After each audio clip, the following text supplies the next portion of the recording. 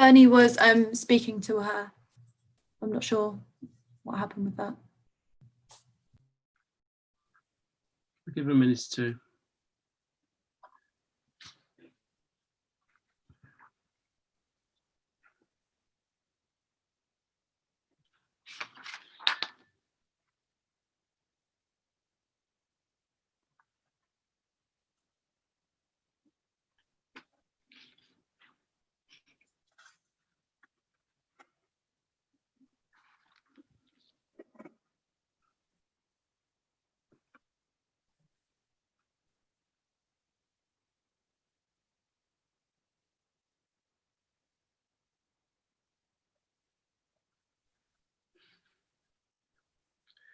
Well, it's 6:30, and I can start the introduction, and we'll wait for Elaine to join us.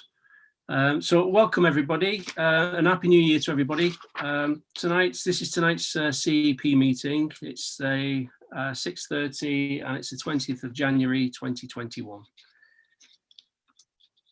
So I am Councillor Gaskell, the Chair of Communities Environment Partnership Committee, and I'd like to welcome everyone to the meeting, which is being held virtually and in accordance with the Council's rules for virtual meetings, which will reflect the recently published government regulations. The meeting is being streamed live on YouTube and will also be available to view after this meeting is finished. Councillors who sit on this committee are identified by name on the screen, and I will introduce the officers by name before they address the committee. Councillors are reminded that although this meeting is being held remotely, they are regarded as being present in a meeting for the council, and they should observe the normal rules of behaviour under the Members' Code of Conduct and not allow members of their household to distract them during the course of the meeting. Can members ensure their mobile phones are now switched off and are on silent? Members of the committee will turn on their video link during the meeting and keep their microphones muted unless they have been invited to speak by myself as the chair. Members are reminded that if they switch off their video link or move away from the camera, they will be treated as leaving the meeting and will not be able to take part in any vote taken on the item under discussion. Members can indicate their wish to speak by raising their hands or by using the electronic function, and should only speak when I, as chair, invite them to do so. The officers present will only switch their video link on during the item that they are presenting or where they wish to be invited to speak by me as chair. As chair, I will confirm the name of any visiting speakers at the appropriate time in the agenda who will address the committee by audio link. Councillors should declare that they are leaving the meeting and switch off their video link if they have a disclosable pecuniary interest in other personal or other personal interest in an item on the agenda. The councillors can switch on their video link when I call the next agenda item. Voting will be taken by a roll call, and I will confirm the recommendation proposed to the committee before the voting begins. Can each member indicate whether they are for or against the recommendation or whether they wish to abstain?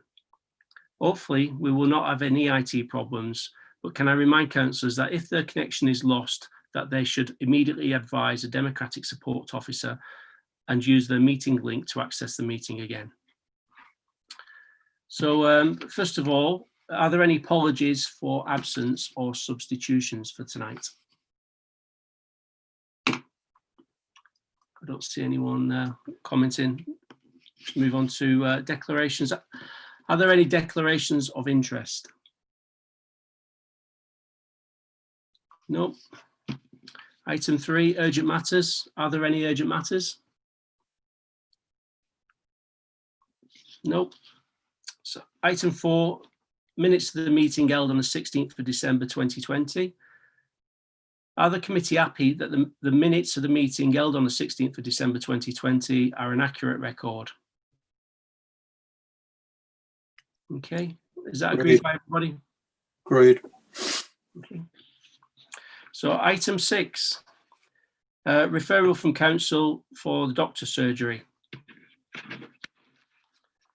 So at the meeting of the council held on the 17th of December 2020, the following motion was referred to the Community Environment and Partnerships Committee. In Basingstoke and Dean, over a period of recent years, many GP services have been in a crisis. Practice after practice is struggling, and more GPs are retiring or leaving the service. Over the last 3 years, we have seen a significant problem with GP practices have given up their contracts, usually after periods of instability. We have seen mergers that do not work and takeovers by large private organisations with resulting poor service to the community. Since 2017, we have seen 6 GP practices in difficulty and 2 in the last month have given contracts back. This is not the future we envisaged in our local health services depicted in our Horizons 2050 vision. This council, through its responsibility for community well-being, has a direct role to play working with partners to press for improvement or improved local health services to be delivered in our communities. The CCG have oversight of the situation, and it is vital that this council develop a much closer and more regular working partnership with them to develop clear plans for securing services and improving those where needed, and to monitor progress and performance. This council refers the issue of GP services in Basingstoke and Dean to the CEP committee and tasks it to urgently review and gather evidence on current factors affecting GP practices. The reason for this failure of recent partnerships for contracts being returned and to receive plans for the KPI for securing GP services and updates from the CCG on the progress of those plans. So the committee needs to agree how we wish to proceed with the recommendation. We can agree to request a report back or set up a task and finish group. I'm not looking for any debate for tonight. It's just really trying to find out where we go forwards. So the proposal for discussion. As the CCG are attending in March meeting, the suggested way forward would be for the committee to submit any detailed questions that would like to be answered to the Democratic Services after the meeting, which would then be sent to the CCG so that they can provide the comment with a fuller answer in the March meeting. The committee would then establish a task and finish group to review any remaining issues following the CCG's attendance in March. So can I open that up for discussion, please? Would anyone like to speak first? Councillor Mahaffey. Thanks, Chair. It's more of a question than anything else. I've not sat on a task and finish group before. I'm about to set my first one, so I'm a little bit naive when it comes to this. But it's just the difference between the task and finish group and requesting a report, because surely the task and finish group effectively would be asking for the report anyway, so it's pretty much the same thing. And it just strikes me that the issues that local doctors' surgeries are facing are not, I would imagine, are not substantially different to the issues that doctor surgeries are facing across the country. So I would have thought there must be a report out there on this that we could access fairly easily without having to do a great deal of, or ask officers to do a great deal of legwork. Is that an appropriate approach or not? I can see Councillor Taylor shaking her head. Well, we'll move on to Councillor Taylor. Thank you, Chair. I mean, really, this motion pretty much says it all, what we're asking for, and it sets it out fairly clearly in the last paragraph what we want the CCG to actually talk to us about. And they are the ones that manage and overview the provision of GP services, and therefore they should be aware of all the reasons why there are problems with our GP services, why these contracts are given back, why these partnerships are failing. And they should be able to identify, based on their previous experiences what they think the potential KPI are and need to be in order to monitor the current situation, and particularly the new partnerships and takeovers, to identify inflection points where they may need to step in. So, and that is all in that last paragraph of that motion. It says clearly what we need to be looking at, and clearly what we need to be doing is setting up a closer, more regular set of meetings with the CCG to report and monitor on their monitoring of the current situation and of these new partnerships. So really it's more a question of they need to come to us with an initial presentation around these issues and suggestions of what they believe they should be based on lessons learned from all the mistakes in Rooksdown and so on what they need to monitor and report back to us to be able to reassure us that the services are working well and that they are not in danger and action is not needed. We need to have that kind of meeting with them as a committee on a very regular basis, and I would say every 3 months, every quarter, where we discuss and debate that, because the problem, as we discussed in council, is that unless this is actually very visually and in the public domain, then very little action will get taken and very little will be done about it. And we're saying that we've done things like have task and finish groups with them before, and the problem with that is they're not recorded, they're not in the public domain, and the public doesn't know and can't see what's going on. And we're in a situation now where our residents are extremely put out about GP services and have a lot of concerns with them, and so we need to be much more robust. And I mean, Councillor Simon Bound is with us tonight, and he spoke in favour of this motion as well, and I am sure that he would agree with me that we need to be much more robust and regular with our approach to the CCG. And I appreciate the difficulties the NHS is under at the moment, but this pandemic will finish in the end, and we want to make sure we've still got local GP services when that happens, and that we continue to monitor that and we work with them closely. So I'm much more in favour of asking the CCG to come to us and give us a report on these matters, and to agree with us the kind of regular report that they will come and give us as a committee in public, being recorded every quarter. So that's really how I see it, and I don't think task and finish does that.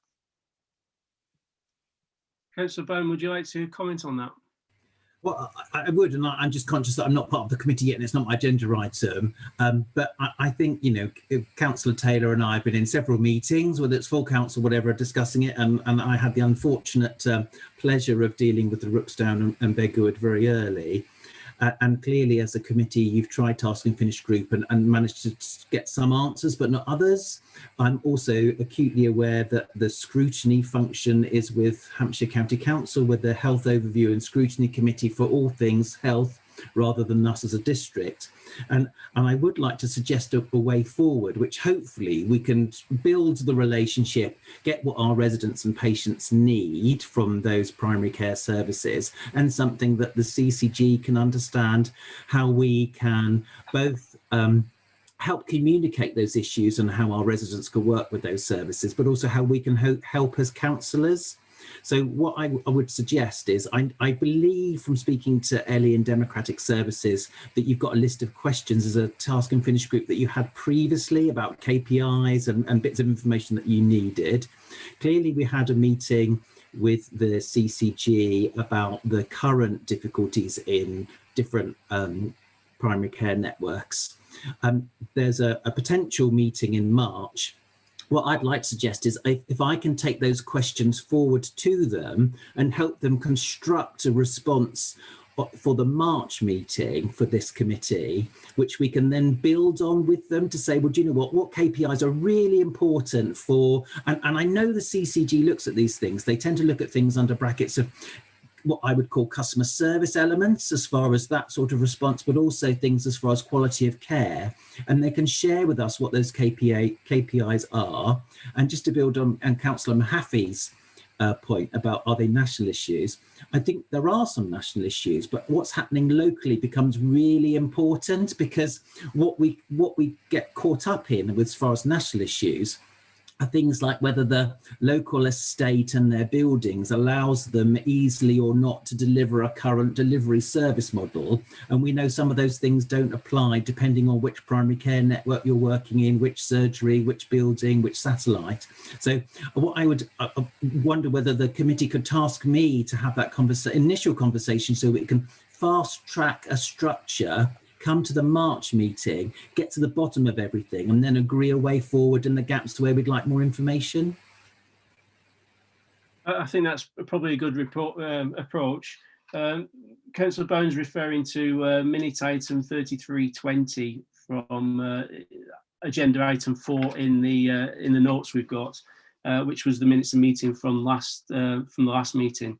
So we've got probably a dozen or so bullet points there, which we raised during that meeting. Can I suggest that if anybody's, after reading those, has got any further questions, we pass them on to Democratic Services for passing on to Councillor Bound. He raises those issues with the CCG for our March meeting. So what shall we do after the March meeting? Are we ruling out the task and finish group at this point, or shall we wait until the March meeting? Councillor Vaux. Thanks, Chair. Much of what I wanted to say, Councillor Bound has covered. However, I was on the CCG task and finish group, and I think the big takeaways, even though we came up with quite a long list of questions, which did worry me because, you know, the longer the questions, the more difficult it is for them to craft responses. The big things that we felt that where the borough could contribute to the CCG and the provision of GP services is our close links with our local populations. And that's why I think, you know, that the paragraph before the final paragraph in this motion from council talks about more regular partnership working with them. And I think that is what we would like to offer to the CCG. It's slightly different words to Councillor Bound, and the way that I'm saying that is that, you know, what we can contribute to support the provision of effective GP services is that the local dynamics, which the CCG actually through Hampshire County Council have great difficulty in picking up. And they also have a duty to engage with their public and patients. And they're not great at fulfilling that because it's actually quite complicated, and we are in a superb position to do that. So I agree with, you know, let's start a dialogue before the March meeting. Let's try and answer all these questions at the March meeting. But I would personally feel that what we do after that, probably a task and finish group isn't going to achieve very much, because we certainly didn't achieve very much in the task and finish group that we had before. And therefore it might be worth this committee then reflecting and thinking, okay, what have we achieved? What's left over? Let's think of maybe an innovative way forward that might be different. And it's probably worth seeing what the CCG can handle as well. You know, if we're going to get them in every quarter, is that acceptable to them?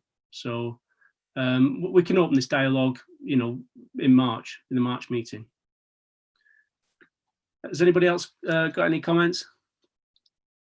Councillor Jones, can I just add before Councillor Jones, I've got a participants list. I see 3 hands raised, but it doesn't tell me whose hands they are. So it's probably just waving. So I can see Councillor Hickling waving at me, but can I ask Councillor Jones first?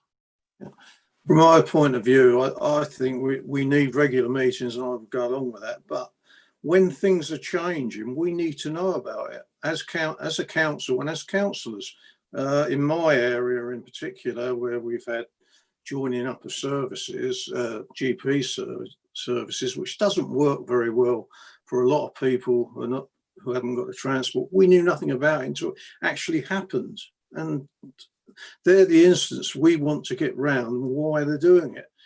And if I was really honest, perhaps I'm being a little bit unkind, we seem to, when we come up with these nice ideas for them, everything's fine, but we don't seem to get the other end. We don't have a proper dialogue with the CCG. I've spoke to them over the years about Buckskin. I think you're all fed up with me mentioning it, but nothing in real terms had changed for years, you know. And when they do things, do they tell us about them? I don't know. They might tell the portfolio holder.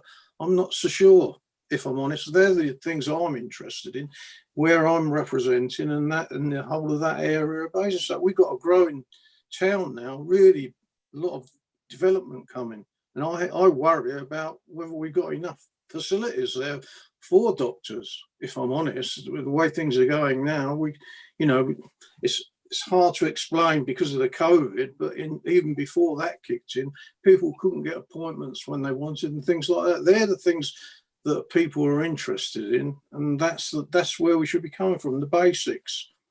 Thank you. Thank you. Councillor Hickling. Yeah, thank you, Chair.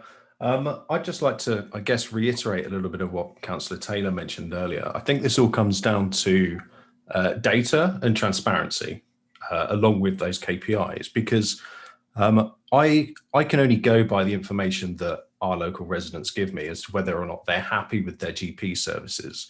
What I'd like to know is KPI information on how those GP services have been performing historically, and what that's like today. And to my knowledge, I don't think we have those at the moment. So if having regular meetings, or at least a regular update of current KPIs, would to me be a clear step forward here. And just to add a little personal experience here, my own GP surgery happens to be one of the 3 that were recently acquired by US healthcare services here in the centre of town. And at the beginning of this year, I had a GP appointment that they couldn't give me for 6 weeks, which is obviously a little unacceptable. So personally, I'm quite concerned about the provision of my own healthcare locally, as some of my residents are rightly concerned about as well. So I would like to begin by ensuring we've got greater transparency over those KPI and metrics as quickly as possible, because once we've got that information, then we can act on the back of it, right? Thank you. Councillor Bound. I was just going to add, if I may, Chair, I think there are lots of things going on, and having lived the bitter experience of Rooksdown's history, I would confirm Councillor Hickling's position, but the data's only half the story. When we had the initial problems with Rooksdown and Beggarwood, the stats were fine. It was the feedback from patients that wasn't. And I think for me, there's something about building up a relationship with the CCG, but also we have to understand the relationship between the CCG and the particular primary care networks or specific GP surgeries is perhaps looser than the way that we discuss it. So I think one of the things that perhaps we should put on our agenda as a council and as councillors is absolutely to build a closer relationship with the CCG, but also help individual doctors' surgeries and primary care networks to understand how their local ward councillors can help. Because do you know what, they're really good at making stuff happen or changing stuff, but not telling residents about that. And we've got those communication channels as local ward councillors. And actually, instead of seeing us as the foe, which I think sometimes we can be painted as far as GP surgeries, helping everybody understand how we can add value and help. So maybe there's something also that we can do within this committee that says, do you know what, these are also some of the things that your local councillors can do for you as a local practice that doesn't involve the CCG, because I think there are many facets to it. Yeah, I totally agree. I mean, one thing that's coming out is the communications need to be re-established, don't they? And obviously we do have very good communications, or we could improve, but we have pretty good communications to the public. So yeah, that's one thing we need to look at, and maybe we can ask them at the March meeting. Has anybody else got any more comments? Sorry, Councillor Taylor. Thank you, Chair. I mean, just picking up on that communication issue and perhaps the CCGs not being as informed at what's going on in the ground as we think they are. In preparation for this meeting, I also spoke to the patient participation groups, and in particular to the patient participation group that had to live through the Ruxdown experience, because I wanted to know from them what they thought the warning signs are that things were going wrong, because those are the sorts of things that ought to be monitored. And one of the interesting things that came out from that, apart from all the usual, like surly, uncooperative, unhelpful receptionists, long waits for telephone appointments and all the rest of it, and sometimes the issues about staff being unhelpful in the GPs is simply because of the amount of pressure they're under by their management / new management, not necessarily because they're unpleasant people. And one of the other things that came out of those discussions was the fact that the patient participation groups were largely dismissed, or they felt totally dismissed by the CCG, that they didn't have a voice, and that their voice was regarded as, well, what they're saying couldn't possibly be true because the GP surgeries were saying exactly the opposite. And they also told me about instances where the patient participation group were trying to have a dialogue with the GP's practice about the problems, and were being basically told to shut up, really. And even if they put minutes up with concerns or ask patients with concerns and they put them up on the notice board, they'd be taken down. So what I got from that was that actually maybe the CCG needs, or we need to also involve patient participation groups and listen to them direct, because it would seem the CCG does not give equal weight to their concerns, and that they may even be masked by the practices themselves if they are not saying what the practices want them to say. And I mean, I've had direct experience of that when talking to a GP saying, well, this is the situation that I'm being told, and them saying, no, that's not it. And I'm saying, well, I just spoke to your chair of your patient participation group, and that's what they've just told me. So I think we have to not just accept everything we're told at face value, and I think we might need to also open up some checking system with participation groups as well, and find out how we do that. So I don't know if that's an appropriate thing somehow to get onto this shopping list. Yeah, no, I mean, it sounds like communications is both ways, really, doesn't it? So, I mean, we can really add value to this. And I recommend we raise that with them before the March meeting, and then we can discuss it then. So before we move on to the next one, I mean, basically, we want to identify if there's any national issues there. We want to identify any more issues which aren't on this bullet point list, and establish communications. That's what I'm picking up here at the moment. But by all means, write into Ellie, and Simon can pick those up, and we can raise those with CCG. Before I move on to the next one, we've got this CCG task and finish group on the items at the end of the report. So we discussed it last time at the meeting. I'm just going to take that off the agenda, because it's no longer sort of fit for purpose, because it discusses impact on GP mergers and reshaping of GP services. So is everybody happy that that gets left off the agenda for the next meeting? I don't see anyone complaining about it, so yeah, I'll take that off. Right, so the next on the agenda is item 6, which is a referral from council to do with fireworks. So at the meeting of council held on the 17th of December 2020, the following motion was referred to the Community Environment Partnerships Committee. This council resolves, there's a number of bullet points here. First bullet point is to request all public firework displays within the local authority boundaries to be advertised in advance of the event, allowing residents to take precautions for their animal welfare and vulnerable people. Bullet point 2, to actively promote the public awareness campaign about the impact of fireworks on animal welfare and vulnerable people, including precautions that can be taken to mitigate risks. Bullet 3, to write to the UK government urging them to introduce legislation to limit the maximum noise of fireworks to 90 dB for those sold to the public for private displays. And finally, to encourage local suppliers of fireworks to stock quieter fireworks for public display. So the committee needs to agree how we wish to proceed with the recommendations. We can agree to request a report back or set up a task and finish group. I'm not expecting any debate on any items other than the committee to agree what should be contained in any report, if requested. So can I open that up to discussion? Councillor Jones.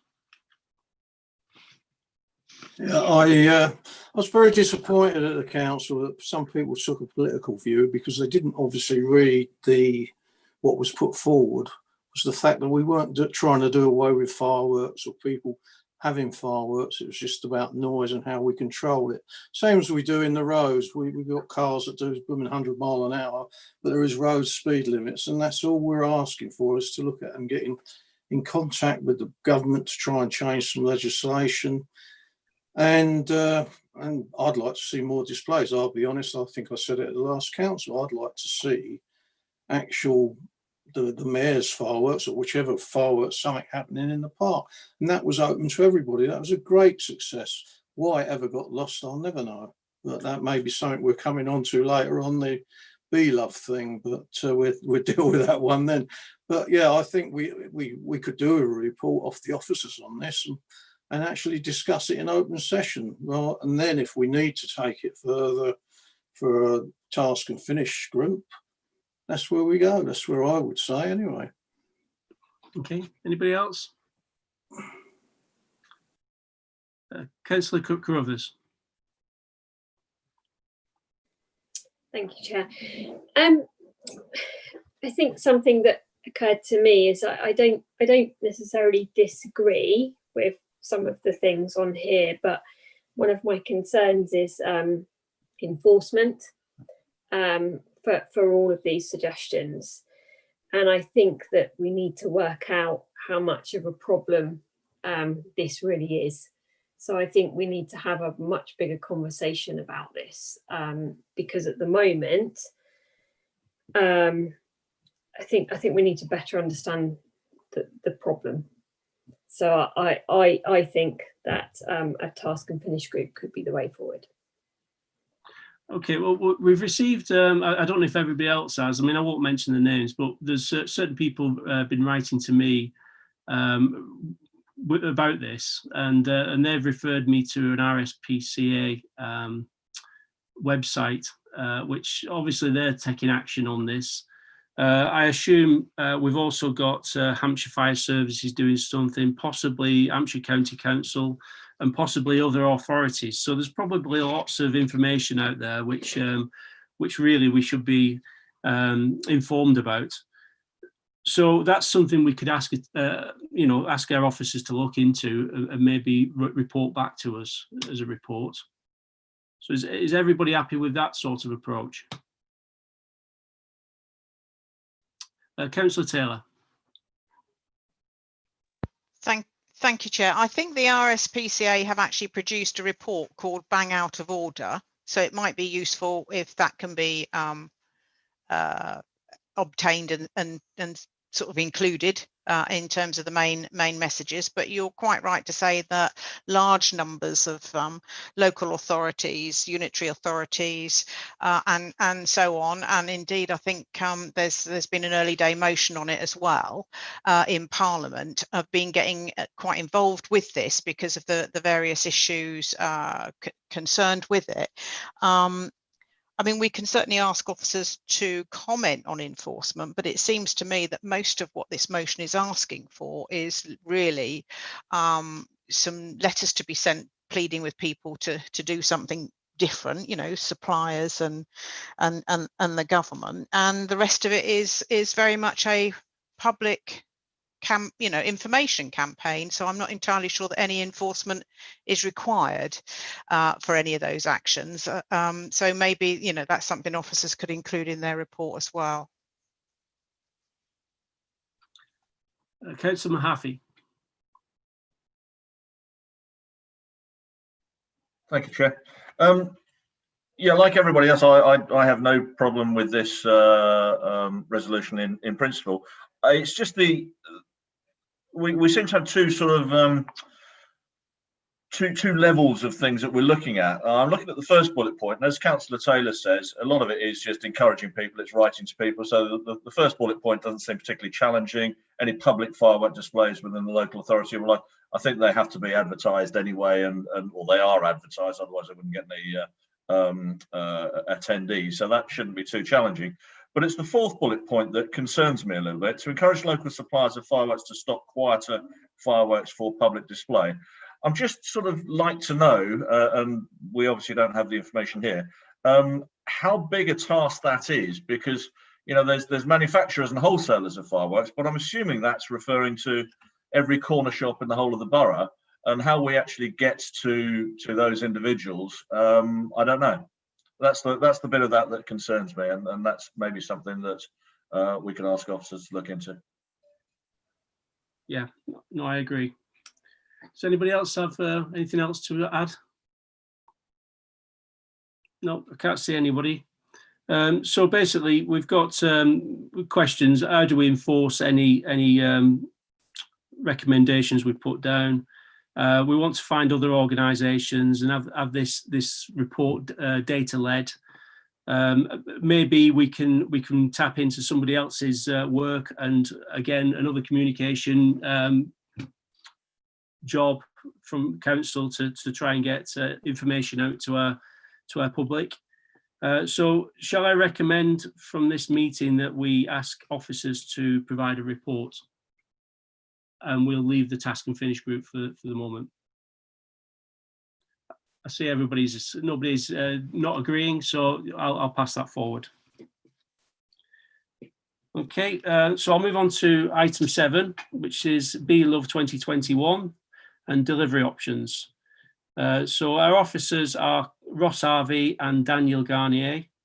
Are they here? Ross? Can I hand over to you? Sure, we're going to hand over to Councillor Bound, I think, first, just for a quick intro. Okay, thank you. Thank you, Ross. I think it's fair to say that with the uncertainty during the COVID-19 pandemic, it's important for us as a borough council to explore our options as far as safely delivering music and outdoor arts this summer. We're at the start of a vaccination programme, but we don't know when restrictions will be lifted. The Basingstoke Festival is set to make a return to the borough this summer, with 17 days of performances, music, dance and arts between Friday the 25th of June and Sunday the 11th of July. Due to the uncertainty of social distancing restrictions, we may still be in a place we need to be in a place to keep Basingstoke and Dean safe. The Borough Council is working with artists and local art organisations to explore how it can hold virtual and socially distanced events. However, it is unlikely that crowds will be able to return for BeLove in 2021, which brings over 100 live music acts, family entertainment and art in unusual places to War Memorial Park, and is the finale event of the Basingstoke Festival. While we work to investigate how the festival can be safely delivered, in all probability, BeLove, the next event, will be in the summer 2022. The broader festival starts in February, where we look at art in unusual places. Art in unusual times. Places is later in the year. In partnership with local artists, activities will include art and craft sessions using recycled materials, interactive Basing folk storytelling sessions with local theatre company Pumpkin Pantos, and return of the successful Window Wonderland project, which will return to communities across the borough, filling their windows with bright and colourful art. We know the COVID-19 pandemic has been a difficult time for residents across the borough. and we are keen to provide a fun-filled programme of entertainment this summer that everyone can look forward to. But ultimately, the safety of our residents must come first, and we are continuing to monitor the latest government guidance, art organisations and members of the arts culture industry to understand what they can do, when they can deliver it, and what that means for us in the coming year and a half. Music festivals and events have formed a part of the Basingstoke and Dean's cultural landscape for many years. BeLove supports the local music industry, provides a platform for showcasing the best in Basingstoke. It has improved the offer from previous incarnations and is a great opportunity for communities, residents and visitors to come together in the summer months to celebrate Basingstoke's rich arts and culture. The council wishes to see the event develop further into a sustainable and resilient annual festival of live music and entertainment. This report sets out the council's plans to help reduce the constraints on the council of BeLove, both in terms of resource and finances. I endorse the approach that officers are looking into to try and safeguard music and the future for generations to enjoy. Now our officers will take us through their efforts and describe what they've done as it's outlined in the paper. Thank you. Thank you. Thank you, Councillor Bound. Good evening, committee. I just wanted to draw your attention to some parts of the report and give you a bit more of an update on where we're at currently. So tonight, obviously, we'd hoped to have been in a more certain place about 2021, but the pandemic hasn't enabled us to be in that place, and it really isn't clear when events can take place again. I'd like to draw your attention to the options in the report in 4.1. We're still very much working towards a sustainable and a resilient BeLove, and this has informed our preferred option. The event does come with some risks, and I think it's really important for committee to have overview of that. We don't know, for example, when we're going to be able to mass gather again. And as Councillor Bounds already said, we don't know where we're going to be in the summer with the vaccination programme. But clearly for us as officers and committee as well, it's the safety of our residents that's really important here. So the decisions we take are really important around what events we allow to happen in the borough over the next year. And clearly the event industry has had a shocker of a year, both locally and nationally. So we need to work with partners really carefully so that that risk is managed going forward. There's also, I think, going to be quite a lot of appetite to get outside again, and you know, over the 2 lockdowns, our arts and events team have shared lots of stuff online, but there's a bit of a digital fatigue, I think, now, and people are ready to get outdoors, and it's really important that the council manage that accordingly. As Councillor Bounds said, we do plan to do the Basingstoke Festival, and we will share more content online. Certainly for homeschooling, I think that's key. And there's no question that arts and culture in this period have been incredibly useful for families, and people have had an opportunity to participate in new activities.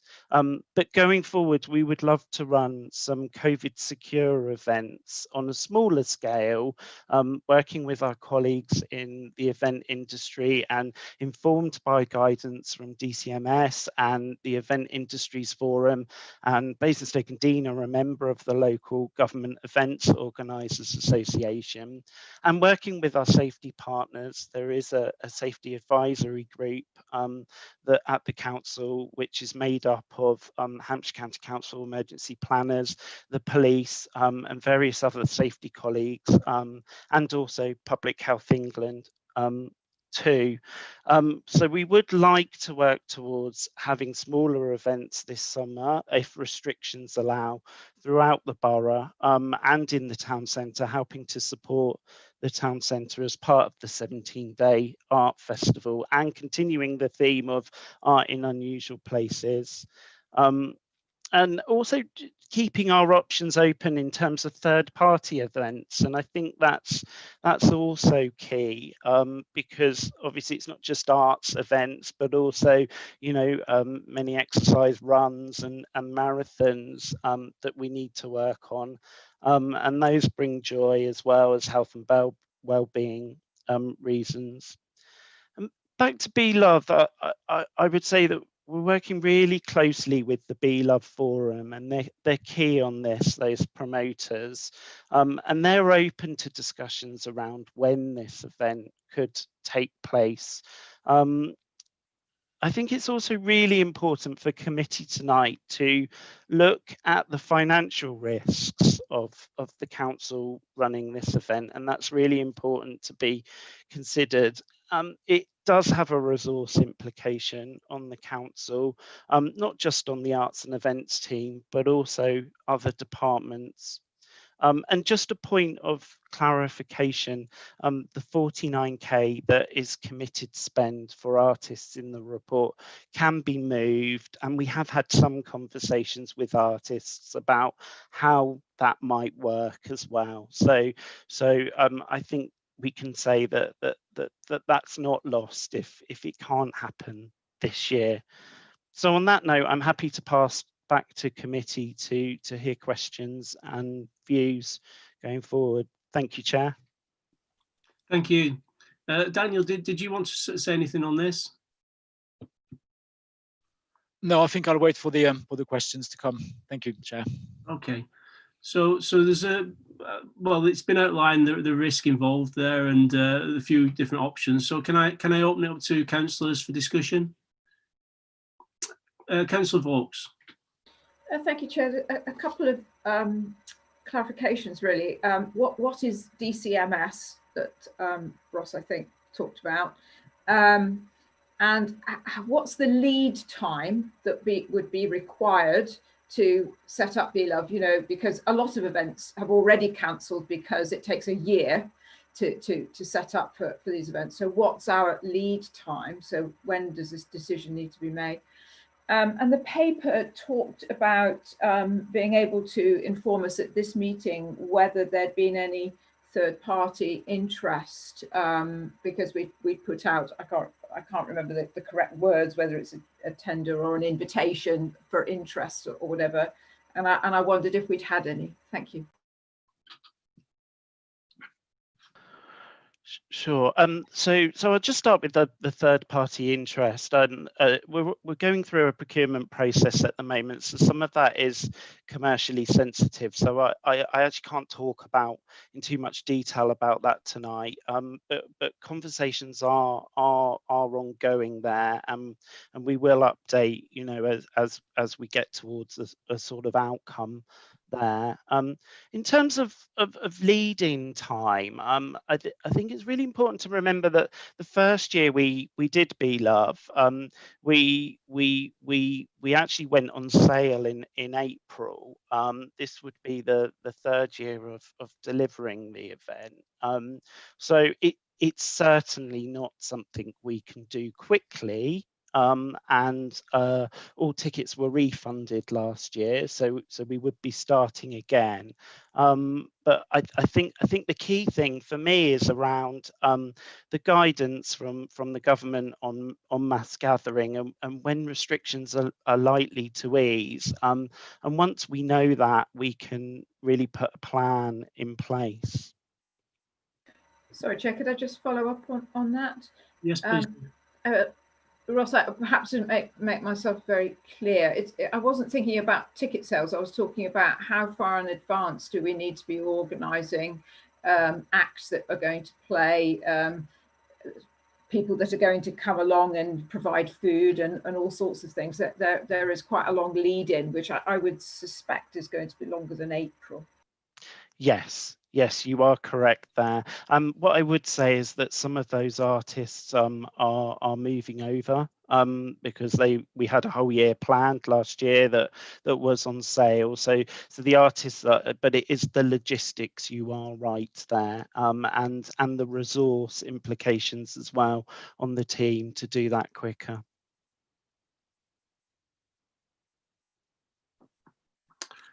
Councillor Mahaffey. Thank you, Chair. Just a very quick one, Ross.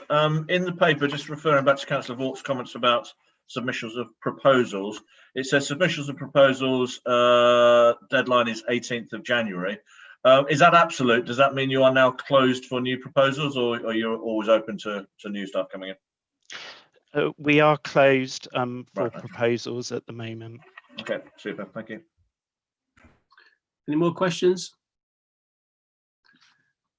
Councillor Taylor, and then Councillor Cousins, and then Councillor Regan. Thank you, Chair. I mean, assuming that it's a given that we shouldn't be doing anything this year, and I suspect it is, to be safe. Obviously we're looking at this for the following year, and I know that from what you're saying, the acts are prepared to continue, but presumably if a third party is going to be taking this over, are they going to be prepared to honour that end of the deal that would have been ours, so to speak, so that these artists don't end up not being able to perform, because that industry is very hard hit at the moment, and I think we would want to try to protect those individuals if we could. So I'd like to understand that, and also about the climate change issues, because I understand that if a third party is doing this, we lose some degree of control, but I would have thought that it's perfectly possible that any tenders have quite strict protocols that we would expect people to have in terms of only using reusables and recycling rates and all those sorts of things, because that would be pretty standard practice these days, but the report seems to suggest that we might not have control over that, and I would be disappointed if that was the case. Yeah, so there were questions in the tender around how partners would work in the realms of the climate change emergency. In terms of the events industry, there's a lot going on nationally to make events greener, and I think it's really coming to the forefront that they're a bit behind on technology. So things like solar powered generators aren't quite there yet, but I know the events industry as a whole are working towards that, and that was a question that we asked in the events tender process. And in terms of artists, I think the safeguarding of artists is really important. Part of what our teams does is about arts development, and artists, particularly local artists, are our local businesses, and I think that's really important that we do look to address that.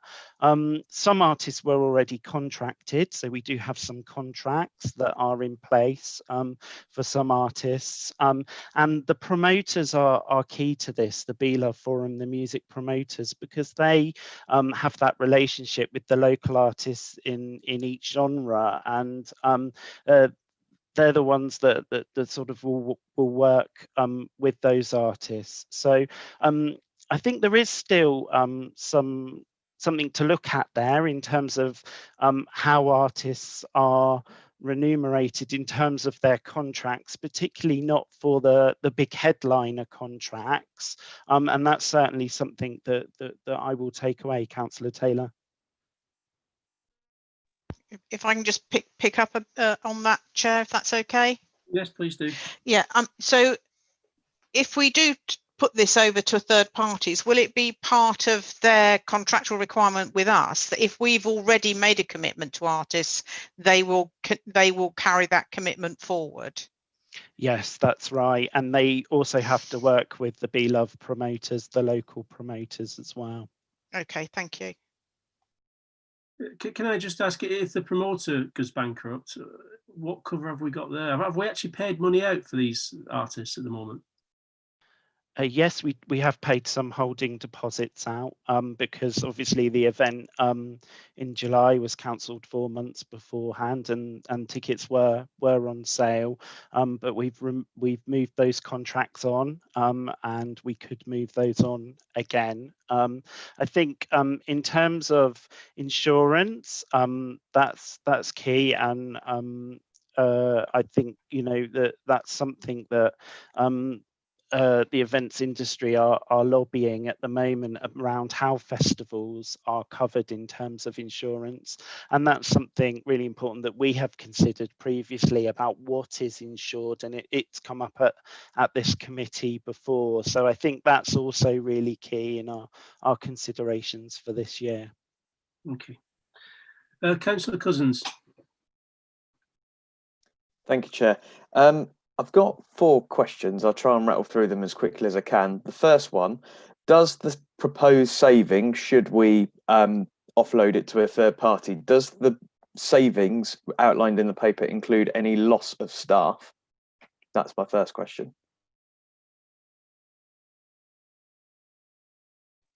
Not far as I'm aware. Correct me if I'm wrong, Councillor Bound. Absolutely not, Councillor Cousins. I think in some respects it's almost getting our officers back. Okay, good. If we're not going to lose any staff, that's a positive starting point. In terms of the expressions of interest that we've had, are we looking at long or short-term delivery? So by that I mean, are we looking at this third party coming in on a 1-year rolling contract where they'll deliver it, we'll assess it, we either keep with them or we go out to retender, or are we giving it them for 3-year period, 5-year period? What has been discussed in terms of that form of delivery? Yeah, sure. So the provider or the partner will be able to exploit an economic right on a concessions contract. I think council concessions contracts are for 4 years, and there's a review point every year. So we'd expect many check-in points, probably quarterly, as part of that contract. Okay, thank you. I noticed that within the third option, the very final paragraph says, the council would also relinquish any right on the event, and its ability to control future changes in delivery and ethos will decrease over time. I'm a little bit disappointed in that. I just want to know, to what extent would the council still have some form of oversight, and even perhaps somebody seated at the table, even as our representative of delivery of this programme? Clearly the forum is still going to be there because you've made it part of the contract, and I'm pleased and glad that that's remaining. But what stake at the table do we have, short of sign the contract, right, we'll see you in a year when we do the review?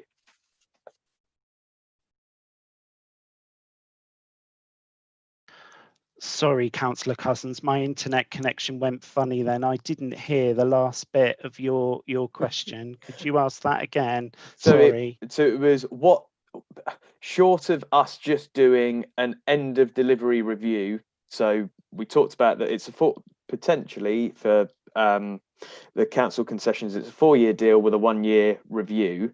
To what extent do we still sit at the table during the process and delivery, bearing in mind the last paragraph of that option says over time our influence significantly diminishes?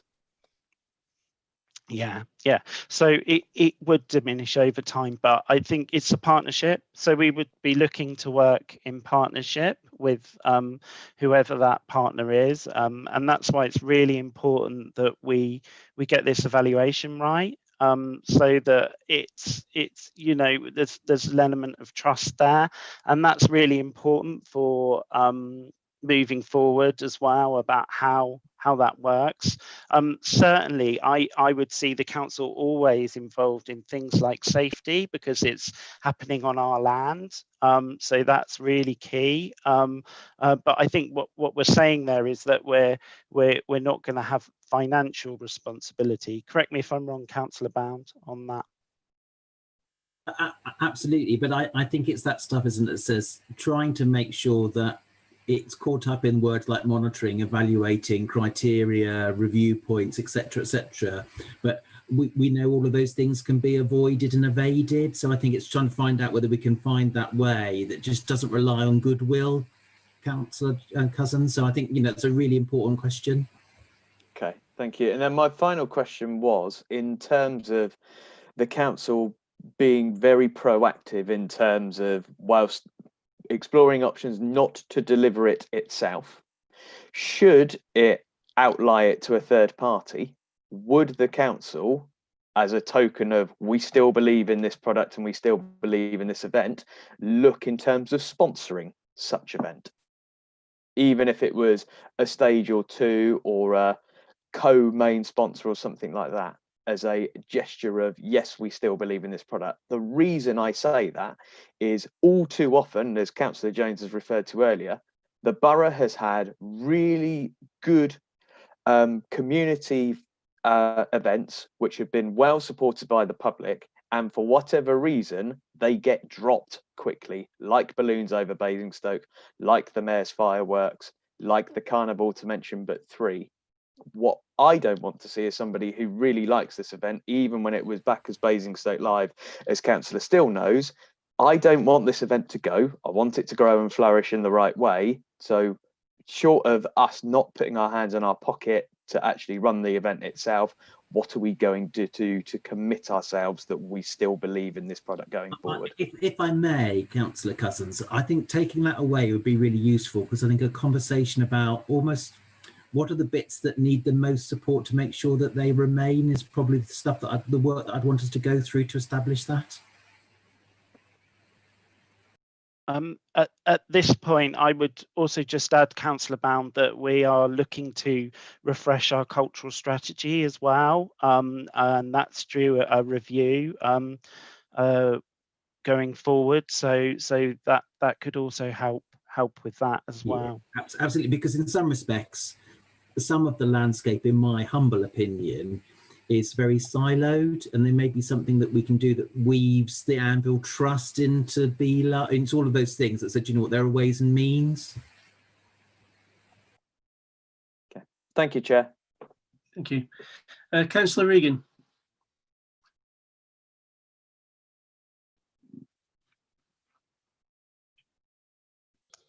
I just, it's all been said, I think, actually, all the questions. I haven't got anything useful to add, so I'll leave it at that. Okay, thank you. Any more? Councillor Jones.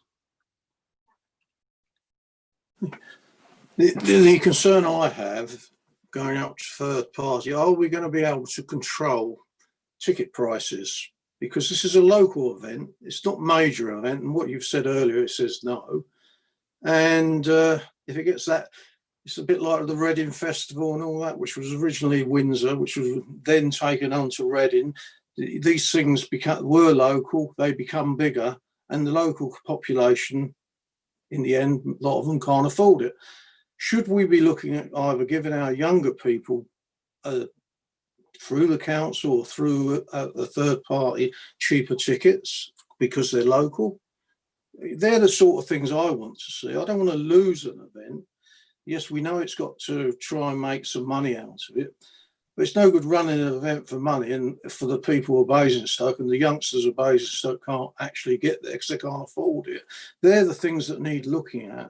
And when we look back over the years, as Councillor Cousins said, with different events, they were very popular. Some were free, some had to pay. And as soon as we seem to put it over to a third party to run, the cost goes up and then it falls away. And that is my biggest concern on this. We need some assurances. Well, I do as a councillor for my area, and I think most councillors would, that our younger people in particular can go to some of these events. they won't be costed out of it, because we found this in our leisure centres and things like that in my area. They can't afford to go, and they're the issues that need to be taken up. I'll leave it at that. And if you can answer that or even look into it for me, because we were talking a number of years ago, Councillor Bounds, if you remember, about passports for people going to different things who live in Basingstoke, especially younger people. And we've never progressed that. But it's just an idea. Thank you. I'm sure audience development and actually looking at sort of inclusion will be one of the key criteria that we're looking about how we retain some of that. I think it's always presented us with some problems, even when it's been free. Sometimes some of the behaviour in a free event has excluded other people. So I know it's on the officer's agenda. The only thing I would say, and it really annoyed me you raised that, because when we looked into people misbehaving when it was the other festival, it actually didn't. It was a misinformation. Yeah, again, I think Councillor Cousins was sitting on the committee with me when it was raised. We looked into the police thing. It was nothing to do with the event. And all we managed to do is made the event more expensive to run. I suppose my comment about that is purely about perception, which is why I talk about audience development. That's from residents when I moved to Basingstoke, what they told me about it and why they wouldn't go. Nothing to do with the council, long before I was a councillor. Any more comments? Okay, well, I mean, thanks everybody for speaking tonight. Just to sum up, I mean, obviously we're in a pandemic situation, and that poses a risk for next year's event, or this year's event, sorry. There's also financial implications as well, which pose risk, and I think there's a lot of people concerned over loss of control if we hand it over to a third party. But I think as well, there's lots of positive points about handing it over to a third party as well. It needs to develop a little bit. And somebody who's an expert in this area will probably be better at developing it than we will be as a council. But again, we need assurance that it's maintained as a local event, and that needs to be sort of addressed as well. So there's lots of discussion topics. Councillor Cousins, I see your hands up. If you want to comment. Sorry, thank you, Chair, for indulging me very quickly. Just if officers, if they were so willing on a highly confidential basis, would they be willing to share with members of the committee what companies were asked to tender on, please?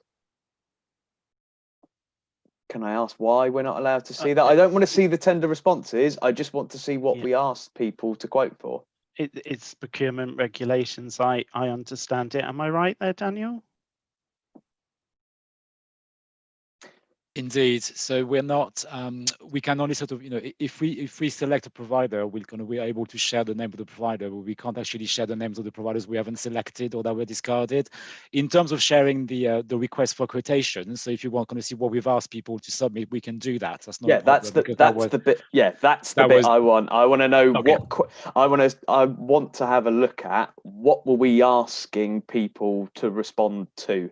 Because particularly with our climate change emergency, I want to see exactly what we were asking to say, look, we've got this as our climate change emergency. We want you to at least meet this criteria and possibly beyond. What say you? I don't want to see what people responded back with. I don't want to see the companies involved. I just want to see what questions we asked. No, that's no problem at all. That's in the public domain anyway, because it was advertised for the council's procurement portal. So I think we can share that. No problem at all.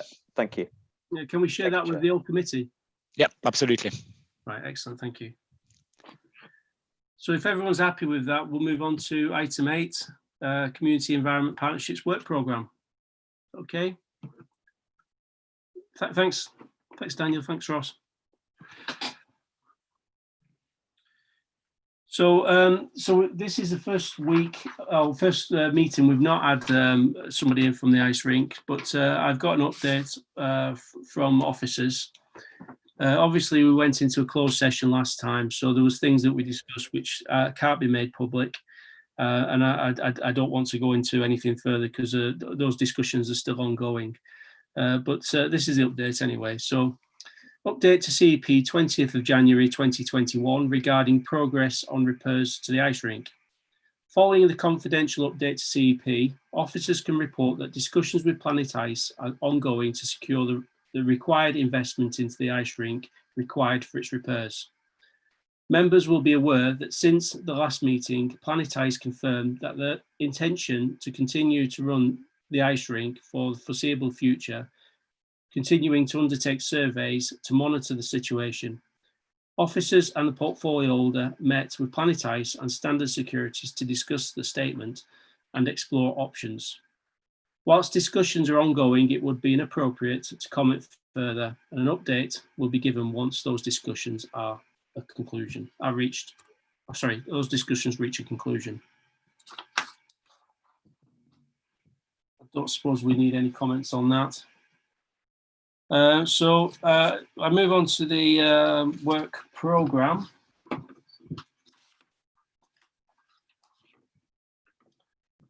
So today we've had the Be Love event. The next meeting we've got rest for February. So the next one's on the 17th of March, which is primary care services, which we discussed earlier with the CCG.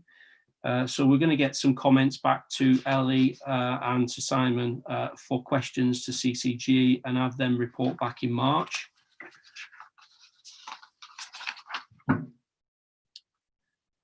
We've also got, to be timetabled, care leavers and corporate parenting update.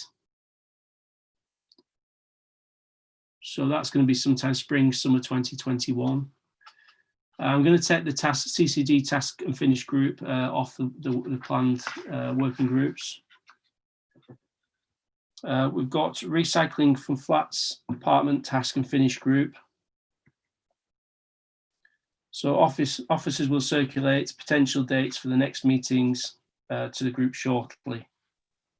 Have we got, sorry, Chair, have we got any dates for that? Because I haven't been informed of any. We haven't sat, have we? We don't know. No, it just says they're going to circulate potential dates to the meeting. Well, I haven't had a date yet, No. Councillor Jones. No. Okay, I'll But check. there is one imminent, one ready to go. Is there at the moment? Do you know? Sorry. Have they got a date or dates ready to offer us? Because this is going on.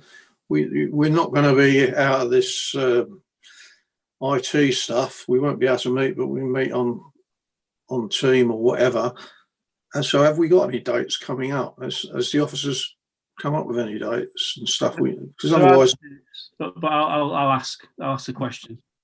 Chair, sorry, as lead member for that, there seemed to have been a falling between two stools between the cabinet holder and the officers in terms of supplying some dates.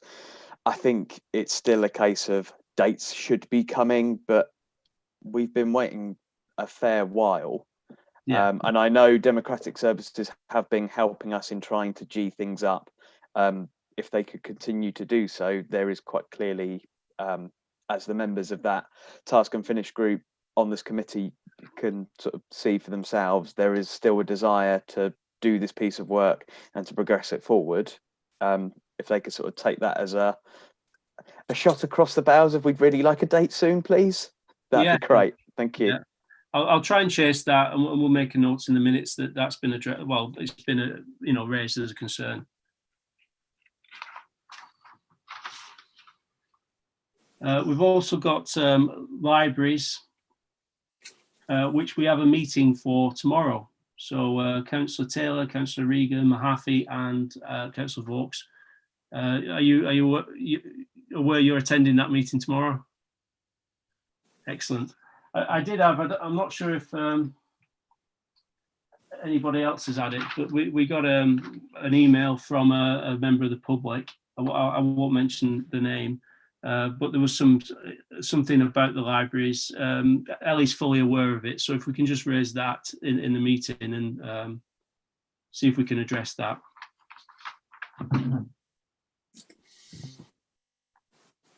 And we'll look forward to your report. Chair, perhaps that could be circulated to the group before the meeting. Well, I've left it with Ellie at the moment because there's a little bit of confusion over it. So Ellie may be able to sort it out before it goes to the meeting, because I'm not really sure what it's asking for, to be honest. but it's just be aware that there is somebody from a member of the public who's trying to sort of contact us about issues. And the other thing was to do with Councillor Taylor's work programme suggestions for the bins. Now, I believe you've discussed this with officers and you're happy with the outcome, which will be a suggestion, rescheduling till June. Is that correct, Councillor Taylor?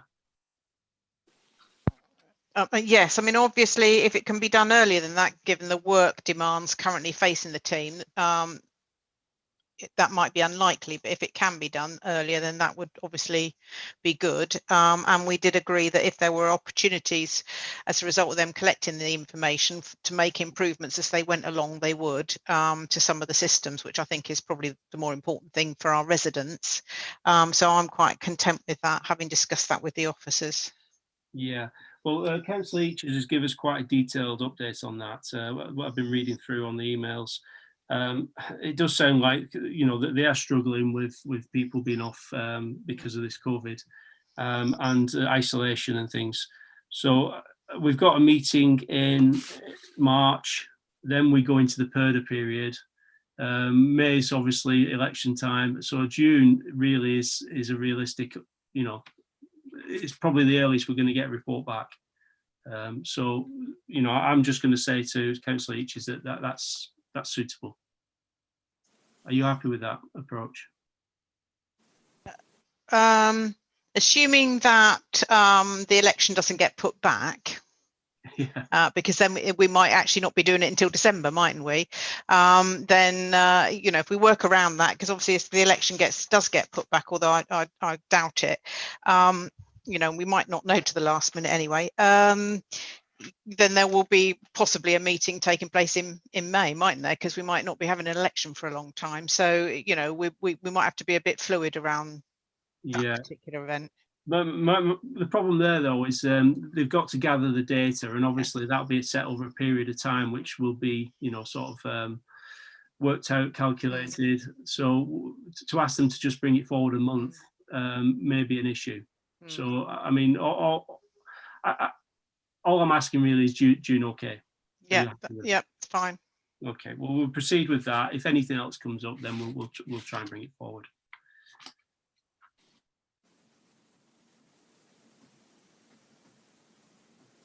So are there any other comments on any of those items from anybody else?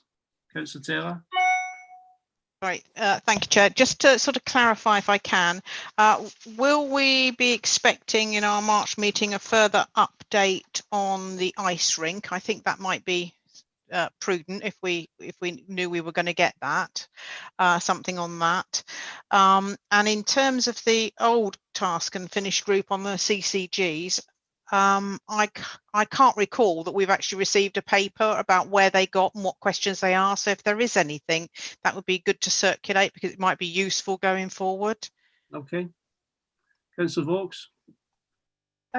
Thank you, Chair. Just to say to Councillor Taylor that I have gone and picked up the output from the CCG task and finish group and have sent it to Councillor Gaskell and Councillor Bound. I'm sure they can forward it on. But what I wanted to do really is to ask Councillor Bound, as much as anything, what was still outstanding, because we had, I've given the response to 2 of the questions, but actually others may have been answered and we're not aware of, or they actually might now be irrelevant. But the questions are there, Councillor Taylor. Okay, well, I'll find that and I'll follow it through with Councillor Bound and we'll get something back to everybody. Councillor Taylor?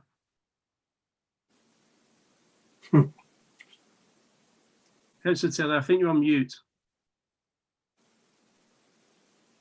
Sorry, a bit of IT hassle here.